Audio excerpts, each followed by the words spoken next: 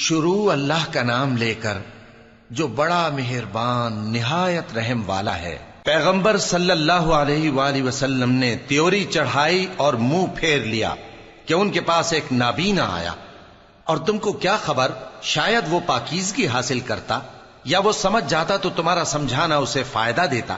اب وہ جو پرواہ نہیں کرتا سو اس کی طرف تو تم توجہ کرتے ہو، حالانکہ اگر وہ نہ سنورے تو تم پر کچھ الزام نہیں۔ اور وہ جو تمہارے پاس دوڑتا ہوا آیا اور وہ اللہ سے ڈرتا بھی ہے تو اس سے تم بے رخی کرتے ہو۔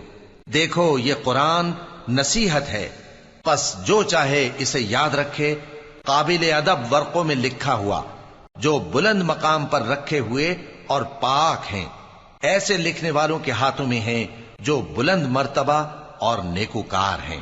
انسان مارا جائے، یہ کیسا ناشکرا ہے۔ اسے اللہ نے کس چیز سے بنایا؟ نطفے سے بنایا، پھر اس کا اندازہ مقرر کیا، پھر اس کے لیے رستہ آسان کر دیا، پھر اس کو موت دی سو اسے قبر میں پہنچایا، پھر وہ جب چاہے گا اسے اٹھا کھڑا کرے گا۔ کچھ شک نہیں کہ اللہ نے اسے جو حکم دیا اس نے اس پر عمل نہ کیا۔ تو انسان کو چاہیے کہ اپنے کھانے کی طرف نظر کرے۔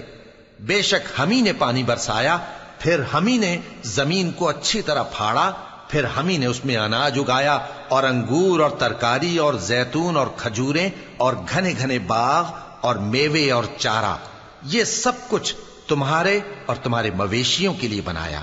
تو جب کانوں کو پھاڑنے والی آواز آئے گی اس دن آدمی اپنے بھائی سے دور بھاگے گا، اور اپنی ماں اور اپنے باپ سے اور اپنی بیوی اور اپنے بیٹوں سے بھی۔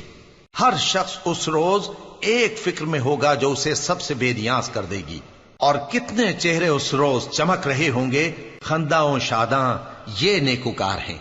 اور اس روز کتنے چہرے ایسے ہوں گے جن پر گرد پڑ رہی ہوگی اور ان پر سیاہی چڑھ رہی ہوگی، یہی لوگ ہوں گے انکار کرنے والے بد کردار۔